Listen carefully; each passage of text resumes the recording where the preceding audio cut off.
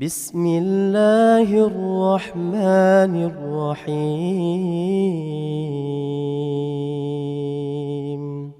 بسم الله الرحمن الرحيم. السلام عليكم ورحمة الله وبركاته.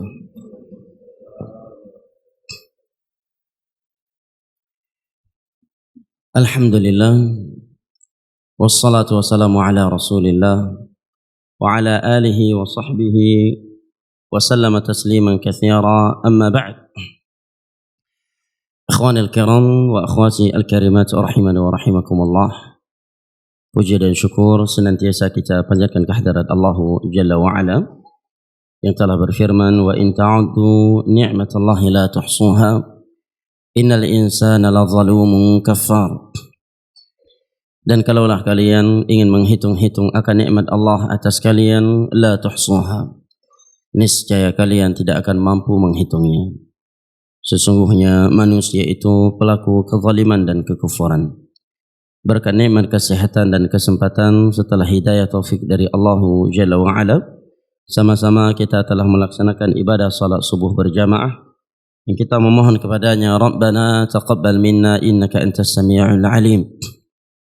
Salawat beserta salam senantiasa kita sanjung sajikan kepada Nabi besar kita, keluarga dan segenap sahabat-sahabat beliau yang telah bersabda, wa man shalla subha fi jama'atin ثم جلس يذكر الله عز وجل في مصلى فإذا طلعت الشمس ثم إذا طلعت الشمس صلى ركعتين فله أجر حجة أو عمرة تامة. Barang siapa yang melakukan salat subuh berjamaah kemudian dia duduk berzikir kepada Allah Jalla wa'ala, mengingatnya di masjidnya tersebut. Dan kata Imam Ibnu Katsir, majlisul ilm a'zamu majalisuz zikr. A'zamu majalisuz zikr. Majelis ilmu adalah majelis zikir yang paling mulia. Kemudian dia salat 2 rakaat setelah terbitnya matahari, maka baginya pahala haji dan umrah sempurna dan sempurna. Hadis riwayat Al-Imam Tirmidzi dengan sanad yang sahih atau dengan hasan dari Anas bin Malik radhiyallahu anhu.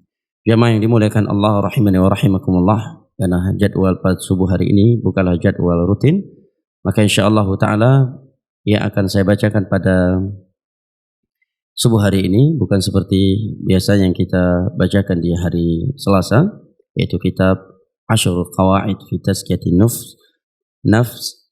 Tapi yang akan saya bacakan pada hari ini adalah sepotong sirah nabawiyah sallallahu alaihi wasallam yang semoga memberikan banyak pelajaran dan membuat kita semakin cinta kepada beliau dan serta semakin dermawan dalam membela dan menyebarkan agama yang telah beliau sebarkan sebelum wafatnya alaihi assalatu wassalam. Yang akan saya bacakan dari kitab Ar-Rahiqul Makhtum karya Al-Imam Al-Mubarakfuri, dan kitab ini salah satu kurikulum sirah yang diajarkan di University Madinah dari puluhan tahun sampai hari ini. Nam ikhwani al-kiram wa akhwati al-karimat rahimani wa rahimakumullah. Tidaklah kita membaca sirah Nabi kita sallallahu alaihi wasallam selama berdakwah 23 tahun, 13 tahun di Mekah dan 10 tahun di Madinah, melainkan akan semakin bertambah cinta dan kerinduan kita kepada beliau sallallahu alaihi wasallam.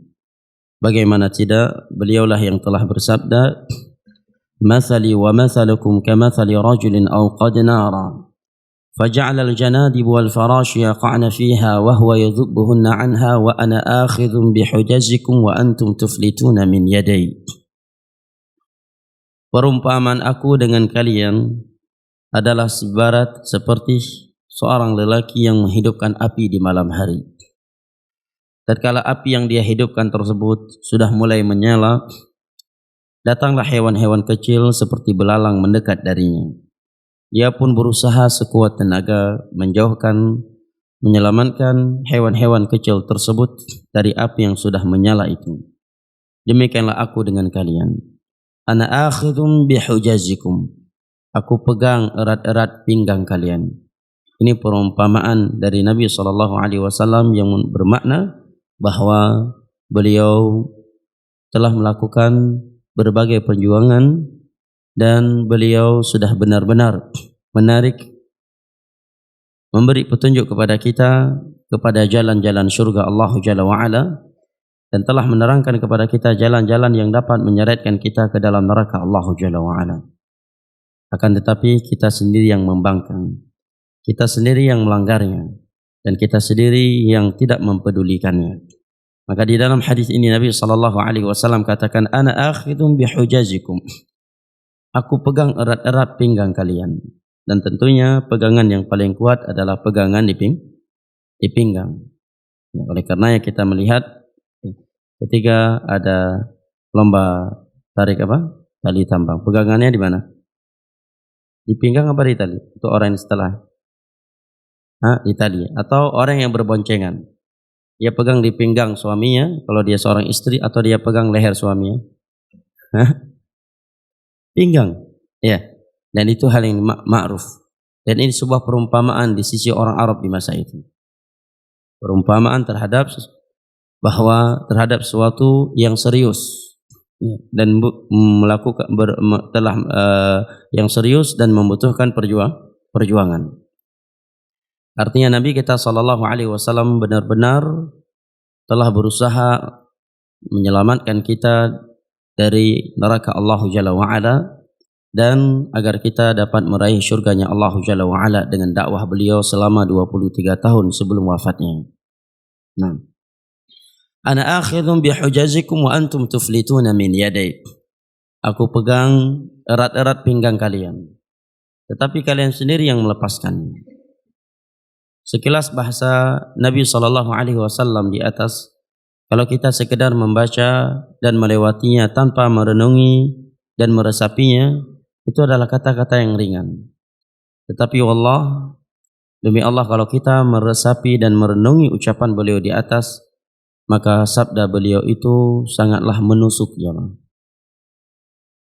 Beliau katakan, aku pegang erat-erat pinggang kalian, aku tarik kalian ke surga, agar kalian tidak terseret ke neraka Allah, tetapi kalian justru melepaskan pegangan kedua tanganku.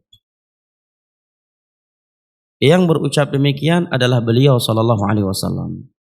Tiada manusia yang lebih mulia di sisi Allah daripada beliau. Tiada manusia yang lebih berjasa untuk kita selain beliau. Tiada manusia yang lebih cinta dan lebih sayang kepada kita selain Nabi SAW. Beliau di atas kedua orang tua kita. Perjuangan beliau untuk menyelamatkan kita dari neraka Allah melebihi perjuangan dan kasih sayang kedua orang tua kita. Dan beliau telah berkata demikian, apa kiranya jika ucapan di atas keluar dari mulut ibu atau ayahanda kita, tidakkah air mata kita akan menetes tatkala seorang ingin terbang naik pesawat, kemudian di bandara yang dia melakukan penerbangan di dalamnya dikejar oleh ibunya, kemudian ibunya menarik-narik pinggangnya dan menyatakan, anakku, jangan kamu tinggalkan aku, jangan kamu tinggalkan aku, jangan kamu tinggalkan aku. Tetapi dia rela melepaskan pegangan kedua orang tuanya dari pinggangnya. Dalam kondisi seperti ini tentunya seorang anak akan menangis, akan sedih, dan tertusuk-tusuk rasanya hatinya dengan ucapan orang tuanya tersebut. Apa kiranya ucapan di atas diucapkan oleh Rasulullah SAW. Sebelum beliau mengucapkan ucapan ini, gigi geraham beliau sudah pernah dipatahkan di medan dakwah. Pipi beliau sudah pernah dipecahkan. Topi perang beliau sudah pernah dipecahkan. Kepala beliau yang begitu mulia pernah dihargakan 100 ekor onta oleh kaum musyrikin Mekah. Sahabat-sahabat beliau pernah dimutilasi. Ada yang disiram dengan timah yang mendidih. Ada pula di antara sahabiah beliau ditombak kemaluannya dengan pelepah kurma oleh kaum musyrikin, yaitu Sumayyah oleh Abu Jahal. paman tercinta beliau dimutilasi oleh kaum musyrikin. Sekian sahabat beliau diserbu dengan sniper pemanah dari gunung Rumah. Nah, berbagai perjuangan dan berbagai kesulitan telah dirasakan oleh Nabi SAW selama berdakwah 23 tahun menerangkan jalan menuju surga dan jalan yang dapat menyeretkan kita ke dalam neraka Allah Jalla wa'ala. Kini beliau berkata demikian, Ana akhidun mathali wa mathalukum kamathali rajulin awqad nara. Perumpamaan aku dengan kalian itu seperti seorang lelaki yang menghidupkan api di malam hari. Ketika api yang dia hidupkan tersebut telah menyala, datanglah hewan-hewan kecil seperti belalang mendekat kepadanya. Dia pun berusaha sekuat tenaga menjauhkan mereka dari api tersebut. Demikianlah aku dengan kalian. Nabi SAW, akhidhum bihujazikum wa antum tuflituna min yadi. Aku pegang erat-erat pinggang kalian, tetapi kalian sendiri yang melepaskannya. Demikianlah ibarat dari Nabi kita SAW kepada umatnya. Begitu besar perjuangan beliau, begitu serius beliau di dalam berdakwah. Artinya di hari kiamat kita tidak punya alasan di hadapan beliau untuk berkata, wahai Rasulullah, pakan masalahnya hanan pegah lam harum. Gara-gara masalahnya long, berat yang neraka. Pakan hanan menjelaskan bak long tuan bahaya syirik, sehingga long tuan pubut syirik. Pakan hanan terangkan bak long tuan bahaya bid'ah, sehingga long tuan meninggalkannya. Tiada alasan itu lagi dari kita. Dan itu tidak akan mungkin kita ucapkan kepada Nabi kita SAW. Nabi telah bersabda, "Mathali wa mathalukum kamathali rajulin awqad nara, faja'ala al-janadi wal farash yaqa'na fiha wa huwa yadhubbuhunna 'anha wa ana akhidhun bihujazikum wa antum tuflituna min yaday." Perumpamaan aku dengan kalian itu seperti seorang laki-laki yang menghidupkan api di malam hari. Tatkala api tersebut sudah mulai menyala, datanglah hewan-hewan kecil seperti belalang dan yang semisal dengannya mendekat kepada api tersebut. Dia pun berusaha sekuat tenaga menjauhkan hewan-hewan kecil tersebut dari api itu. Demikianlah aku dengan kalian. Akhidhum bihujazikum. Aku pegang erat-erat pinggang kalian agar tidak tersungkur ke dalam neraka Allah Jalla wa'ala. Tetapi justru kalian yang melepaskannya. Di dalam surat Al-Muzammil Allah Jalla wa'ala berfirman, Inna arsalna alaikum rasulan syahidan alaikum kama arsalna ila fir'auna rasula fa'asa fir'aunur rasula fa'akhadnahu akhdan wabila. Sungguh aku telah mengutus kepada kalian seorang rasul yang akan menjadi saksi atas kalian, sebagaimana kami telah mengutus kepada Fir'aun seorang rasul. Lantas Fir'aun bermaksiat kepada rasul tersebut, yaitu Musa alaihi salam. Maka aku pun menyiksanya dengan penyiksaan yang menghinakan.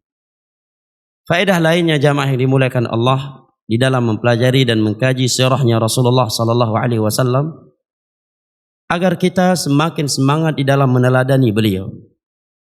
Karena beliau tidaklah diutus oleh Allah Jalla wa'ala kecuali untuk diteladani. Bukan sekadar untuk diketahui sebagai Rasul. Kemudian petunjuk-petunjuk yang beliau berikan, kita tinggalkan dengan alasan kearifan lokal. Dengan alasan kamu kamangat lagi dapat dari gure, kamu pelutun lagi. Allah Jalla wa'ala berfirman di dalam surat Al-Ahzab, Laqad kana lakum fi rasulillahi uswatun hasanah liman kana yarjullaha wal yawmal akhir wa dzakarallaha katsira. Sungguh telah ada suri tauladan yang baik untuk kalian pada diri Rasulullah sallallahu alaihi wasallam. Siapakah orang-orang yang siap meneladani Rasulullah sallallahu alaihi wasallam? Adalah orang yang memiliki 3 sifat berikut ini. Jika 3 sifat ini tiada di hati seorang hamba atau melemah, maka dia tidak akan berani meneladani Rasulullah sallallahu alaihi wasallam, apalagi untuk membelanya. Karena dengan 3 sifat berikut ini akan hilang sifat penakut dari hati seorang. Akan hilang sifat pengecut di dalam hati seorang terhadap agama Allah. Akan hilang sifat berbasa-basi dalam agama dari hati seorang. Apa 3 sifat tersebut? Allah katakan, liman kana yarjullaha wal yawmal akhir wa dzakarallaha katsira. Orang yang mengharapkan Allah Jalla wa'ala, pertemuan dengannya, mengharapkan hari akhirat, dia berharap mati husnul khatimah. Dia tidak peduli mati dibunuh ataukah tidak, mati dipersekusi ataukah tidak. Dia tidak peduli. Itu yang dia pikirkan, bagaimana dia mati husnul khatimah, masuk ke alam barzah, selamat dari azab kubur, memperoleh nikmat kubur. Di hari kiamat, di padang mahsyar, dia mendapatkan naungan Allah, hisabnya dimudahkan oleh Allah, mizannya lebih berat, amalan kebaikannya lebih berat. Dia mampu mengambil catatan amalan dan tangan kanannya. Dia mampu melewati as-sirat yang Allah bentangkan di atas neraka Jahannam, lebih tipis daripada rambut. Di atasnya ada duri-duri akan menyambar siapa saja yang Allah perintahkan. Kemudian dia tidak diberhentikan di Al-Qantarah, juga tidak diberhentikan di Al-A'raf, sebuah tempat antara surga dan neraka. Di sana Allah berhentikan orang-orang yang kebaikannya setara dengan kebaikannya. Dan dia pun selamat dari neraka Allah Jalla wa'ala, mampu meraih surga Allah Jalla wa'ala. Ini yang dia harapkan. Wa dzakarallaha katsira, dan banyak mengingat Allah Jalla wa'ala. 3 sifat ini jamaah yang dimuliakan Allah, apabila sempurna di dalam hati kita, demi Allah akan hilang sifat pengecut dari hati kita dalam membela agama Allah. Jika 3 sifat ini tertanam di hati kita, demi Allah kita tidak akan meninggalkan kebenaran karena takut sama manusia. Jika 3 sifat ini tertanam kuat di dalam hati kita, demi Allah kita tidak akan takut dimutilasi, dibunuh, dibakar hidup-hidup sekalipun karena membela agama Allah. Demi Allah.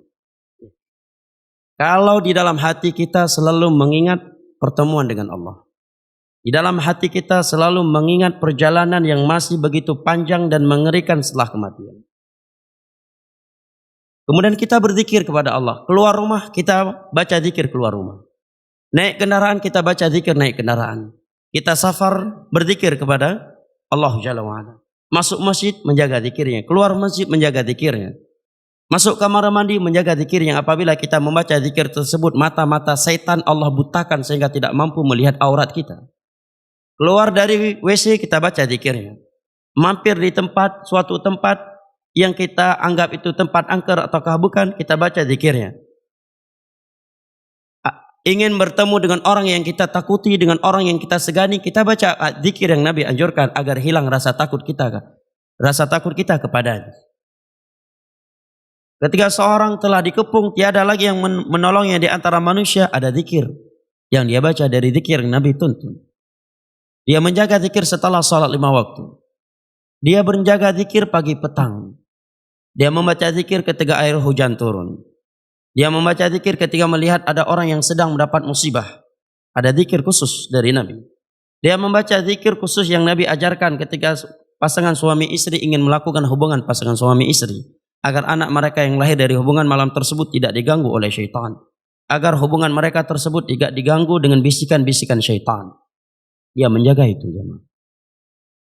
Akankah tersisa rasa takut pada manusia dari hati seorang hamba yang seperti ini? Demi Allah tidak akan. Demi Allah tidak akan. Sekalipun dia hidup di tengah-tengah negeri musuh. Karena dia tahu tiada yang lebih kuat daripada Allah Jalla wa'ala. Semua kehendak manusia di bawah kehendak Allah. Dan tiada tameng yang lebih kokoh daripada zikir. Di medan jihad saja Allah ingatkan masalah zikir untuk Nabi dan para sahabatnya. Idza laqitum fi'atan fasbutu wazkurullaha katsira la'allakum tuflihun. Kalau kalian sudah berhadapan dengan musuh di medan tempur, fasbutu, tetaplah kalian bersikap berani, teguh. Setelah itu apa Allah katakan? Ambil senjata kalian, atur strategi kalian. Itu bagian dari hal yang perlu kita lakukan. Tapi Allah ingatkan yang lebih penting dari itu. Wazkurullah, berzikirlah kepada Allah dengan zikir yang banyak. la'allakum tuflihun, agar kalian beruntung jamaah. Ya. Demi Allah jamaah, 3 sifat ini andai kata sempurna di hati kita, kita akan punya jati diri yang sempurna untuk agama Allah Jalla wa'ala. Akan punya keberanian di dalam menerapkan dan menerangkan agama Allah. 3 zikir ini, 3 sifat ini. Maka kita lihat Nabi Ibrahim alaihi salam. Ketika beliau ditangkap jemaah, coba bayangkan. Seorang da'i, ustadz ditangkap, ditelanjangi di depan rakyatnya. Tiada sehelai benang pun yang tersisa di badan beliau. Dan itu cara mereka para militer membunuh mental orang yang ingin mereka interogasi. Dan saya kira itu bukan rahasia umum lagi. Kalau orang-orang militer ingin menginterogasi seseorang, dan ini orang butuh dibunuh mentalnya, rata-rata ditelanjangi dulu. Setelah telanjangi baru disiksa, dimutilasi, atau dilempar ke dalam kolam es supaya tidak terlalu membekas pukulannya. Dan rata-rata don orang yang telanjangi. Kalau dia nggak punya tauhid, jenderal sekalipun, kalau ditelanjangi oleh musuh, diinterogasi, don dia, demi Allah don dia. Jenderal sekalipun. Kalau dia nggak punya tauhid. Tapi kalau dia nggak punya tauhid, kalau dia punya tauhid, sipil lebih mantap mentalnya daripada pasukan elit sekalipun. Karena kalau sudah berhadapan dengan musuh di medan perang, kekuatan itu bukan lagi di otot, demi Allah bukan lagi di otot. Keberanian itu ada di hati. Ada di hati jemaah, bukan lagi di otot. Di otot itu pas latihan saja. Pas latihan saja. Yang paling tinggi pangkatnya, dia yang paling penakut perang. Dia yang paling takut. Semuanya pakai kordam, komando dalam kamar. Kalau dari medan perang, tauhid yang bermain. Lihat Nabi Ibrahim alaihissalam. Ditangkap, ditelanjangi. Dan sudah disiapkan dalam suatu tempat untuk dilempar ke api yang begitu besar. Apakah beliau menjerit? Tidak. Beliau berteriak? Tidak. Beliau memanggil ayahnya? Tidak. Ayahnya justru yang berkata kepada beliau, la illam tantahi la arjumannak wahjurni maliya. Kalau kamu belum berhenti dari dakwah ini, kamu saya lempar, saya rajam dengan batu. Dan kamu saya usir. Minta tolong ke siapa lagi? Jibril alaihi salam datang menampakkan dirinya dan menawarkan bantuan kepada Ibrahim alaihi salam. Apa kata Nabi Ibrahim? Kepada engkau tidak. Aku butuh kepada yang menciptakan engkau. Tiada yang keluar dari mulut Nabi Ibrahim ketika dilemparkan ke dalam api kecuali satu. Hasbi Allah wa ni'mal wakil. Sebagaimana dalam riwayat Al-Imam Al-Bukhari dari Abdullah bin Abbas radhiyallahu anhum. Cuma itu yang keluar dari mulut beliau. Tidak ada jeritan, tiada teriakan. Yang terucapkan hanya hasbi Allah wa ni'mal wakil. Padahal sebelum dilempar beliau diapain? Ditelanjangi. Tiada sehelai benang pun yang tersisa di tubuh beliau. Ditelanjangi, diinterogasi, diintimidasi. Diintimidasi. Orang kalau diintimidasi dalam keadaan telanjang, enggak pun dia jawab iya. Kamu demikian? Iya, iya. Udah telanjangi. Nabi Ibrahim tidak. Dan kalau kita lihat sejarah peperangan Islam yang dipimpin oleh Rasulullah, para sahabatnya, para tabi'in, tabi'ut tabi'in, dan ulama tauhid, ya, demi Allah, tidak akan pernah kita melihat serupa dengan itu dari pasukan-pasukan elit dunia sekalipun. Ya. Pasukan-pasukan elit dunia sekalipun tidak ada. Kenapa jamaah? Karena tertanam 3 perkara di atas tadi. Sebagai contoh misalkan, dia naik kendaraan, dia baca zikir kendaraan. Tenang dia, kendaraannya ini akan bertingkah ataukah tidak, Allah yang akan mengaturnya. Ya. Dia mampir tempat angker, dia baca zikir yang Nabi anjurkan. Berangkat jihad, mati syahid, memang itu yang dia inginkan. Kemenangan bagi seorang mukmin adalah tatkala dia mati syahid. Beda dengan orang yang berangkat karena perintah atau karena tekanan. Kapan dia sempat kucing-kucingan, pasti dia akan kucing-kucingan di medan perang. Ya. Beda dengan orang yang punya tauhid. Ya. Bayangkan sahabat yang membawa bendera perang ketika melawan Kaisar. Ketika putus tangannya, tangan kanannya dia pegang tangan kirinya. Tetap tidak mundur. Kemudian dia pegang dengan mulutnya sampai ya dia dibunuh mati, baru diambil oleh sahabat yang lain. Ya. Zikir akan menjaga seorang dan akan menanamkan keberanian. Kapan itu? Tatkala kita memahami arti zikir itu. Tapi kalau zikir yang kita baca hanya sekedar konteks yang lewat di mulut, ya, tidak akan menanamkan keberanian, jemaah.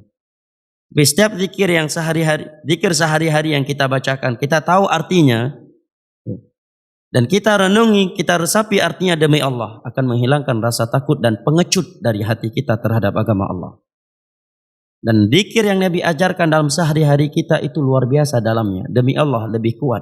Kita akan lebih berani daripada orang yang memiliki baju anti peluru.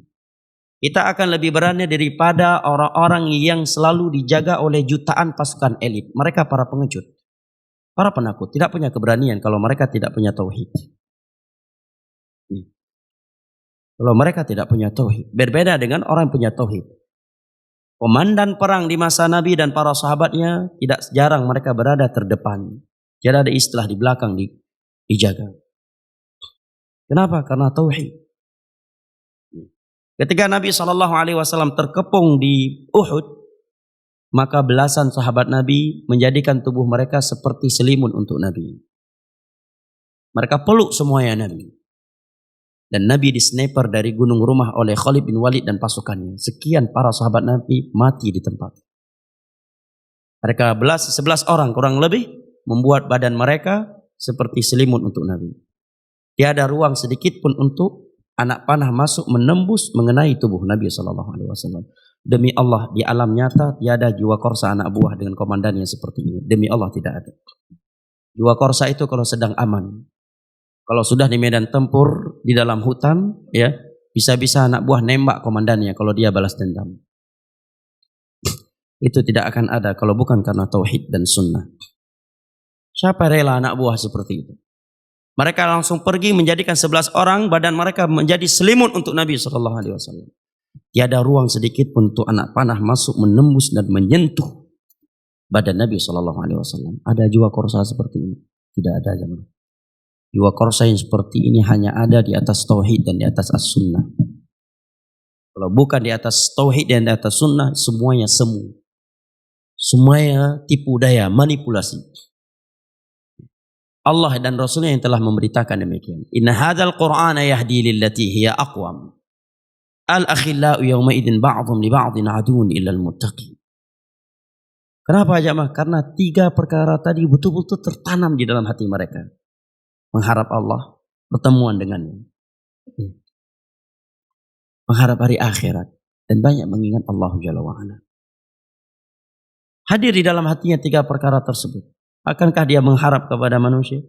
Apa yang kita harapkan dari manusia? Jangankan urusan akhirat ya, urusan dunia aja yang terkadang dia mampu melakukannya cuma karena nggak enak sama kawannya, khawatir dunianya akan hilang, itu aja dia nggak mampu. Atau bahkan sesuatu yang kita minta tidak menghilangkan jabatannya, tidak membahayakan kehormatannya, cuma nggak enak saja dengan orang, itu aja dia nggak mampu membela kita dan menolong kita, apalagi dalam urusan akhirat. Mati kita sendirian, masuk kuburan sendirian, ya. Dihisab sendirian, dimizan sendirian. Allah perintahkan kita untuk melewati jembatan tersebut, kita sendirian. Dan andai kata na'udzubillah min dzalik, seorang hamba dilemparkan ke dalam neraka Allah, dia dilempar sendirian. Bahkan di padang mahsyar itu, andai kata ada tawaran dari Allah, kamu saya selamatkan dari neraka Allah, tapi syaratnya ibu kamu kami bakar, ayah kamu kami bakar, istri kamu kami bakar, anak kamu kami bakar, dan seluruh kawan-kawan kamu kami bakar supaya kamu selamat dari neraka Allah. Kamu mau? Semua kita akan siap dan menerima tawaran itu. Hal itu Allah terangkan di dalam beberapa surat Al-Quran. Di antaranya dalam surat Al-Ma'arij. Yawaddul mujrimu law yaftadi min azabi yawmi idin bibani wa sahibatihi wa akhi wa fasilatihi allati tuwi wa man fil ardi jami'an thumma yunjih. Makanya Allah Jalla wa Ala berfirman kepada Nabi sallallahu alaihi wasallam, inna ja'alnaka ala syari'atin fattabi'ha wa la tattabi' ahwa alladhina la ya'lamun innahum la yughnu 'anka minallahi syai'a. Wahai Nabi Muhammad, telah Kami telah meletakkan engkau di atas syariat kami, di atas agama kami. Ikuti agama kami. Dan jangan sekali-kali engkau mengikuti keinginan orang-orang yang tidak memiliki ilmu. Karena tidak sering, bahkan rata-rata orang yang meninggalkan kebenaran itu karena manusia. Bak pikir-pikir hana mengat. Bak pikir-pikir nyo berat dah aku teran hanya ku dakwah le, berat dah aku teran abihku. Berat dah aku pegah abihku. Bak pikir-pikir lagi, akhirnya pilar-pilar agama dia tinggalkan. Semakin hari semakin redup, semakin redup, semakin redup, sampai menjadi gelap, tiada lagi yang mengetahuinya. Sehingga yang benar menjadi batil, yang batil menjadi benar. Nabinya rupanya diingatkan oleh Allah, jangan kamu ikuti setiap keinginan setiap orang-orang yang tidak berilmu. Karena mereka, kata Allah, sehebat apapun mereka dalam urusan dunia mereka, sekuat apapun mereka, la yughnu anka minallahi syai'a. Mereka semuanya tidak bisa membela engkau di hadapan Allah. Gak usah jauh-jauh jamaah. Orang yang paling bejat di muka bumi kalau dia mukmin, kalau naik pesawat kena turbulen, siapa yang dia panggil jamaah? Hah? Siapa yang dia? Apa yang dia teriakin? Turbulen. Hah? 5 sampai 10 kali turbulen. Mesin pesawat mati. Siapa yang dia panggil? Allah Subhanahu wa ta'ala. Ada yang lebih bengis dari Fir'aun? Enggak ada aja. Bagaimana mental Fir'aun itu ya? Saking bengis dan kejam serta sombong, dia mengaku Tuhan yang paling tinggi. Bayangkan. Raja nomor 1 dia. Fisik otot nomor 1 di dunia juga dia. Fir'aun. Musa berhadapan dengan beliau. Dengan dia kok beliau. Alaihi la'natullah. Allah katakan khaifan yataraqab. Harus lari dalam keadaan ketakutan yang tabi'i, yang manusiawi. Saking kuatnya dan tingginya badan dia serta kerajaannya, dia berkata kepada menterinya, ya Haman ibni li sarhan la'ali ablughul asbab. Buatkan untukku paramik tangga, aku ingin ke langit, ingin berjumpa dengan Tuhannya si Musa. Takut enggak dia sama Allah? Cengeng juga dia. Ketika Allah buat dia don, dibuat oleh Allah. Khusus dia dibuat don oleh Allah. Pasukannya enggak dibuat don.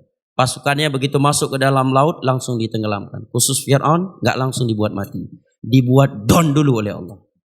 Dan rata-rata orang yang suka menyiksa manusia di dunia ini, mati belum bertobat, rata-rata mati mereka tragis.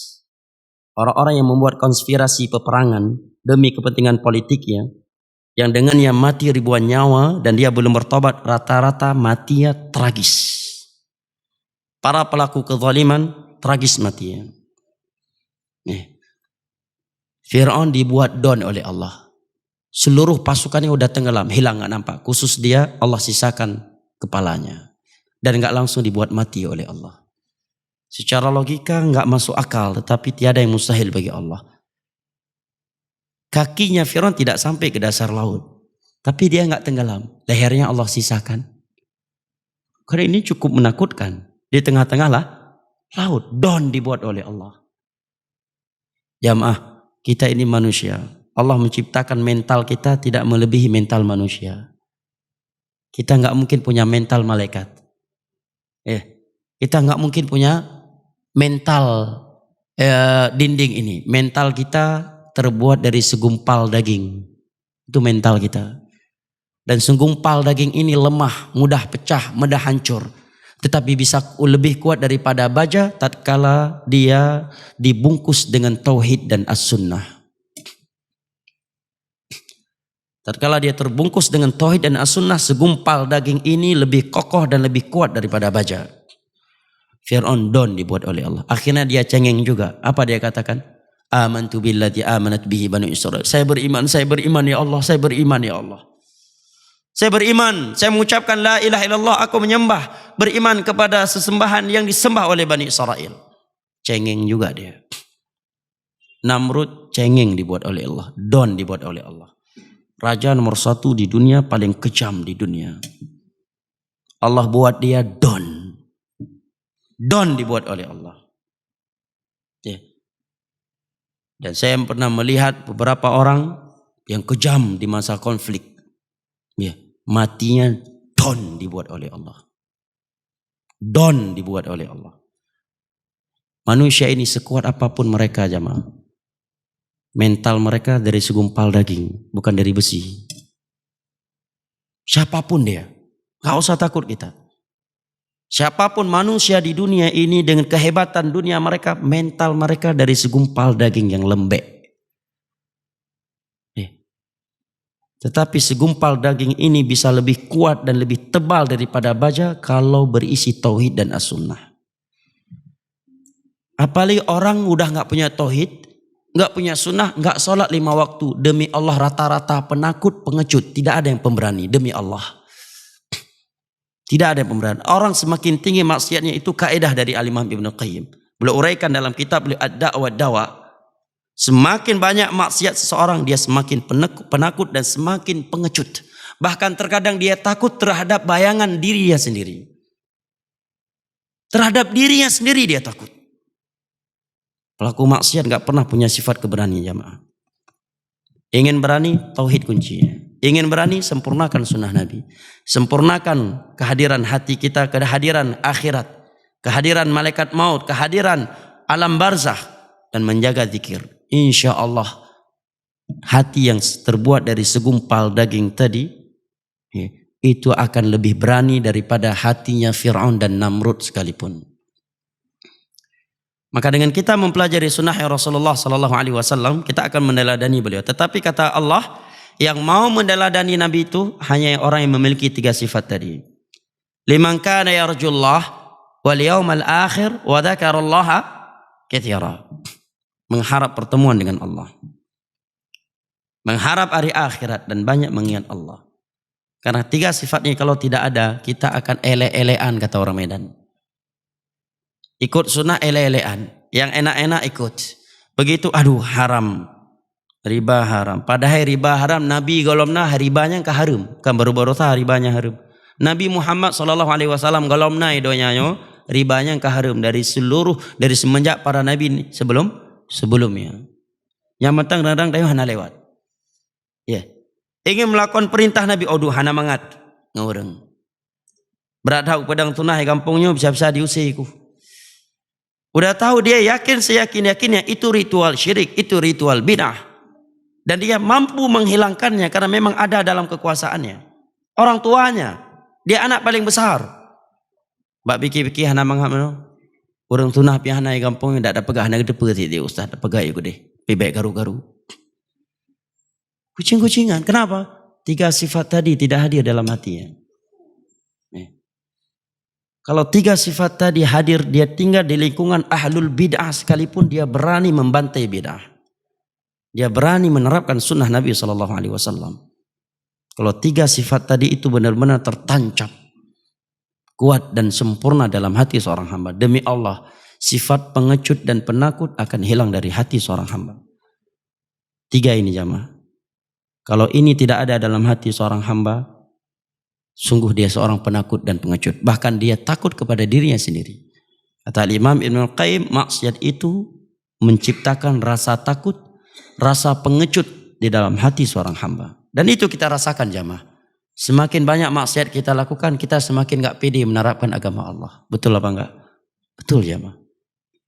Introspeksi diri jamaah. Tetapi semakin kita menjaga ketaatan, semakin disiplin kita tahajud, semakin disiplin menjaga zikir pagi petang, zikir yang Nabi anjurkan, semakin disiplin meninggalkan maksiat, kita semakin berani, semakin pede menerapkan agama Allah. Itu otomatis jamaah. Itu otomatis. Nah, bayangkan jamaah, seorang sahabat Abdullah bin Hudzafah dikirim oleh Nabi SAW dari Madinah ke Romawi, ke Roma. Jauh enggak jamaah? Madinah ke Roma, ke Raja Kaisar, bertemu langsung, menyampaikan surat Nabi kepada Raja Kaisar tanpa pengawal, bukan dengan pesawat tempur, tanpa baju anti peluru, tanpa dikawal dari jauh oleh sniper. Kalau itu semua orang berani. Datang menemui suatu utusan, ada sniper dari jauh menjaga dia. Semua orang berani. Ya. Dia seorang diri dari Madinah. Seorang diri. Perintahnya bawa surat dakwah. Isi suratnya, wahai Kaisar, masuk Islam kamu kalau mau selamat dunia akhirat. Itu isi dakwahnya, isi suratnya. Kalau isi suratnya surat yang undangan urung kawin, ya ndak ke Yahya Kaisar pita tejek bah. Hai surat buku undangan urung kawin, surat undangan nikah. Itu ke bapaknya Kaisar pun berani kita. Ini isi suratnya, wahai Kaisar, kalau kamu mau selamat dunia akhirat, masuk Islam kamu, tinggalkan agama kamu itu. Itu isi suratnya. Dan Nabi perintahkan berikan langsung ke Kaisar. Sampai beliau ke istana Kaisar, beberapa algojo atau perantara antara rakyat dengan Kaisar meminta surat tersebut untuk menyerahkannya kepada Kaisar. Kata Abdullah bin Hudzafah, tidak. Tangan saya ini tidak akan menyerahkan surat ini kecuali kepada tangannya Kaisar langsung. Karena ini perintah Rasulullah. Seperti itu jujurnya mereka. Padahal Nabi kan tidak menyatakan, jangan kamu kasihkan ke asistennya. Yang penting sampai surat kepada Kaisar. Tapi karena sportifnya mereka dengan Nabi, karena Nabi menyatakan umum, sampaikan surat ini kepada Kaisar. Yang dipegang oleh beliau, sampaikan ke Kaisar.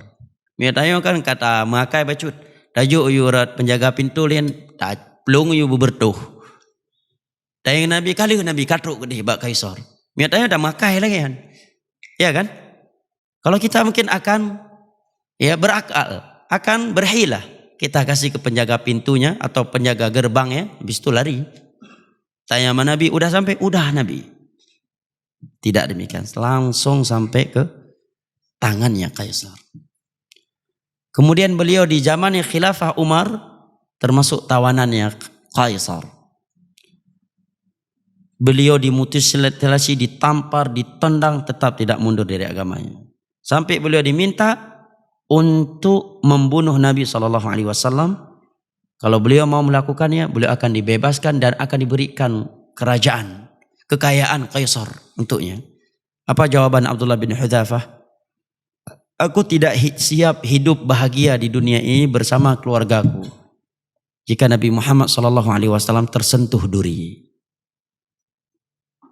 Beliau tersentuh duri saja, saya nggak siap hidup bahagia dong. Andai kata saya diberikan kebahagiaan yang dengannya saya bisa bahagia bersama keluargaku, tetapi Nabi harus tersentuh duri, walaupun sedikit, aku nggak siap hidup bahagia. Abi Hakai Kaisar. Akhirnya dia ambil belanga yang begitu besar, wajan yang begitu besar, dihidupkan api yang begitu besar, dituangkan minyak. Begitu minyak yang tersebut sudah mendidih, beberapa tawanan kaum muslimin, mujahidin Umar bin Khattab ditangkap, dilemparkan ke dalam api. Tangkap, lemparkan ke dalam minyak. Langsung meleleh. Sampai sisa Abdullah bin Hudzafah dan beberapa tawanan lagi. Kembali dari agamamu. Kalau tidak, kamu saya lempar ke dalam wajan tersebut.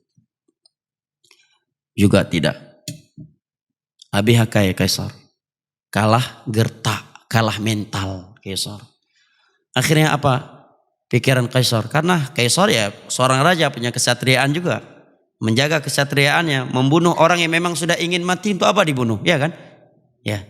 Orang yang punya kesatriaan nggak akan membunuh memang orang yang memang udah lama nunggu dibunuh, nggak akan dibunuh. Ini untuk apa dibunuh? Memang ingin dibunuh, memang ingin mati, udah siap mati. Dia mati pun kerajaannya nggak bertambah. Akhirnya apa kata Kaisar? Udah, saya minta satu saja. Kalau kamu mau melakukannya, kamu saya lepaskan. Cium kepalaku. Lama Abdullah bin Hudzafah merenunginya. Maka disebutkan dalam sejarah Miobat Aceh, yu ule urang hana harga. Pernah masalah kucum yu tega, lengan lungi pulih dan tawanan kaum muslimin yang lain pun dilepaskan. Cium keningku, aku akan melepaskan kamu dan seluruh tawanan ini dari kalangan kaum muslimin. Maka dia pun berkata dalam hati, aku kepala yang hina ini tidak akan mulia karena ciumanku. Dan dengan ciumanku, aku dan kaum muslimin selamat dari siksaannya. Semoga Allah mengampuni dosaku. Beliau masih menganggap itu sebuah dosa, padahal bukan sebuah dosa. Beliau pun menciumnya, kemudian beliau dan kaum muslimin pun dilepaskan. Pulang, beliau ceritakan kepada Umar, maka Umar berteriak di tengah-tengah kaum muslimin. Hari ini aku perintahkan semua kalian untuk mencium kepala Abdullah bin Hudzafah, dan aku yang pertama kali menciumnya. Umar pun langsung mencium kepala Abdullah bin Hudzafah, kemudian kaum muslimin seluruhnya mencium kening beliau. Kenapa itu bisa? pada diri mereka jamaah, dan tidak bisa pada diri kita. Jawabannya itu tadi. Liman kana yarjullaha wal yawmal akhir wa dzakarallaha katsira. Itu jawabannya jamaah. Nah, dengan kita mempelajari sirahnya Rasulullah sallallahu alaihi wasallam, kita akan semakin semangat meneladani beliau sallallahu alaihi wasallam karena melihat betapa besar perjuangan beliau bersama para sahabatnya. Pelajaran yang lainnya yang dapat kita petik dengan mempelajari sirahnya Rasulullah sallallahu alaihi wasallam, kita akan terhibur atas berbagai musibah dan ujian yang menimpa kita apabila karena agama, nilai agama yang ada pada diri kita tatkala kita membaca sirah Nabi dan para sahabatnya. Akan terhibur jamaah. Mungkin sebagian kita mulai gelisah hanya gara-gara dikatakan kambing tatkala dia berjenggot. Udah galau mungkin. Istrinya menjadi bahan pembicaraan di dalam kompleknya. Karena pakaiannya. Dia dikucilkan gara-gara nggak ikut serta dalam ritual syirik atau ritual bidah. Kini akan galau. Begitu dia baca sirah Nabi, terhibur jamaah. Begitu dia baca sirah 13 tahun Nabi di Mekah, dia lewat cerita Sumayyah. Satu keluarga sahabat Nabi yang bernama Sumayyah, wanitanya Sumayyah, suaminya Yasir, anaknya Ammar, ditangkap, diikat di pelepah kurma, dimutilasi. Setiap kaum musyrikin yang melewati mereka memutilasi, melakukan apa yang mereka inginkan. Sehingga sahabat Yasir meninggal mati dalam keadaan dimutilasi. Dan kemudian datang Abu Jahal membawa pelepah kurma, kemudian menancapkannya di kemaluan Sumayyah sehingga beliau mati syahid. Beliau adalah wanita yang pertama kali mati syahid di medan dakwah Nabi SAW fase Mekah. Terhibur hatinya. Ketika dia merasa berat meninggalkan pekerjaan yang haram, dia akan melihat ada sahabat yang pulang dari Syam baru selesai belanja khamar. Hasil dari keuntungan perniagaan tersebut beliau menghidupkan sekian anak yatim. Tiba-tiba Nabi sampaikan haramnya khamar yang mereka sudah puluhan tahun tidak mendengar, puluhan tahun khamar itu haram. Dan menjadi bisnis biasa. Dia baru pulang, belanjanya masih di tangannya, belum sampai ke rumahnya. Nabi katakan, ama alim ta'anha qad hurimat, pehanan penyang kaharim 12 timang gitu. Kan 12 timang. Ya, kalau kita tahu riba sebelum lahir pun kita riba itu udah haram. Ya, suap menyuap itu haram. Ya, menerima uang panas. Orang udah punya gaji, udah punya tunjangan khusus, masih mencari uang-uang yang haram juga. Itu aja berat. Ketika dia merasa berat untuk meninggalkan itu, dia lihat di sini. Belanja Nabi lom. Matang bajar hana truk rumah lom. Hai, anak peharum. Mantang nem belanja. Kiban. Nyata yang kata maka oh menana baku pabih oleh bacut be mubazir. Insyaallah tu peng dari ni untuk dakwah di. Kayak aba menan dakwah lagi kan. Untuk bangunan masjid tu kayak kayak numpang banan masjid. Langsung disebutkan dalam Sahih Bukhari di depan Nabi dia pecahkan. Yang kemudian dari hadis ini dijadikan dalil oleh sebagian fuqaha bahwa khamar tidak najis. Andai kata najis dia tidak akan mungkin memecahkan di sembarangan tempat. Terhibur hati kita jemaah. Terhibur. Nah. Kemudian pelajaran lainnya yang dapat kita petik dari pelajaran sirah, khususnya sirah Nabi SAW bersama para sahabatnya, kita akan tahu bagaimana strategi orang-orang kafir untuk memadamkan cahaya Islam. Dan seluruh strategi cara untuk memadamkan cahaya Islam di hari ini jemaah, itu judulnya aja baru. Semuanya lagu lama itu. Kalau kita baca sejarah Nabi 23 tahun berdakwah, sama semua itu. Gak ada yang baru dari strategi itu. Semuanya sama. Cuma judul dan caranya aja yang berbeda-beda. Strateginya sama semua. Bunuh karakter. Itu senjata jitu. Membunuh karakter, menimbulkan fitnah seperti kaum munafikin menimbulkan fitnah bahwa Aisyah berzina dengan Safwan. Ini tujuannya kan untuk menjatuhkan kemuliaan Nabi. Mereka sebarkan berita di Madinah bahwa Nabi sudah menceraikan seluruh istrinya. Orang yang baper itu kan kalau dengar ustaz kagak ceri nginang, kagak bu ngai, kagak tim belajar liba ustaz. Padahal urusan ustaz ceri nginang roga. Nang pakai jabangnya enggak mahkamah syariah. Sebagian orang ada yang kayak gitu, enggak mau belajar lagi orang ustaz karena ustaz udah cerai sama istri-istri. Dan perasaan manusia rata-rata seperti itu. Kecuali orang yang diselamatkan oleh Allah. Disebarkan berita tersebar di Madinah bahwa seluruh istri Nabi udah dicerai oleh Nabi. Robana Ba Umar hang patengan. Jadi itu berita tersebar dalam masjid jemaah. Datang ketok pintunya oleh Umar. Atau lakta nisaak wahai Rasulullah bedai kabeh ni cerai uri nang menung? Apakah benar Anda sudah menceraikan semua istrimu? Umar bukan gila urusan orang lain. Beliau bertanya demikian layak. Yang pertama, salah satu dari istri Nabi, putri beliau, kibah hang dayang. Ya. Dia bertanya cerai ya, puar mo, kemenan. Ya. Yang kedua, ini berkaitan dengan kemuliaan Nabi. Kehormatan beliau. Kalau ini hoax, akan dikasih sanksi sama Umar orang-orang yang menyebarkan hoax. Maka Nabi menyatakan, tidak benar wahai Umar, semuanya masih ada. Tidak ada satupun yang aku cerai. Maka Umar langsung masuk ke masjid memarahi para sahabat yang sedang membicarakan itu. Dimarahi oleh Umar semuanya. Bahwa itu tidak benar. Sampai turun ayat terkait kasus ini dalam Al-Quran. Dari surat An-Nisa. Walau radduhu ila rasul wa ila ulil amri minhum la'alimuhu alladhina yastanbitunahu minhum walaula fadlullahi alaikum wa rahmatullahi taba'tum syaitana illa qalila. Ini ayat yang Umar dahulunya berbangga dengannya. Telah turun sebuah ayat membenarkan atau memuji Umar. Ada dua ayat.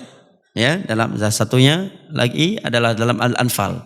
Ayat yang membenarkan pendapatnya Umar di atas pendapat Nabi dan Abu Bakar terkait tawanan perang Badar. Maka lin nabiyyi an yakuna lahu asra hatta yusqina lahu fil ard. Dengan kita mempelajari surah, kita akan tahu strategi orang kafir untuk memerangi Islam dan kita tahu bagaimana menyikapinya, bagaimana solusinya. Ya. Kemudian dengan kita belajar surah juga jamaah yang dimuliakan Allah, di situ akan terlihat asal usul suatu kebatilan. Makanya ada tulisan dari kalangan para ulama dengan judul Masailul Jahiliyah. Kebiasaan-kebiasaan buruk jahiliyah yang ditinggalkan dan diperangi oleh Rasulullah sallallahu alaihi wasallam. Tatkala muncul di masa kita tahu ini masail jahiliyah karena kita sudah pelajari sirah Nabi. Dan Nabi menyatakan ketika beliau menyebutkan bahwa umat Islam ini akan mengikuti Yahudi dan Nasrani sejengkal demi sejengkal walau anna fihi man ata ummahu ala aniyah lakana fi hadhil ummah man fa'ala dzalik. Andai kata dari kalangan Yahudi dan Nasrani ada yang mensutubuhi ibu kandungnya sendiri secara terang-terangan, maka akan ada dari umatku yang ikut melakukan hal yang sama. Itu kaidah. Makanya seluruh keburukan itu warisan dari jahiliyah jemaah. Baik dari mulai bab akidah, bab ibadah ataukah akhlak. Yang Nabi beritakan di atas tadi sesuatu yang mencengangkan. Udah terjadi atau belum jamaah? Jadi. Heboh belum lama. Berita di Indonesia 2 anak kandung berzina dengan ibu kandungnya sendiri. Di atas kesepakatan dan cinta di antara mereka. Apa sebabnya? Karena faktor ekonomi? Bukan.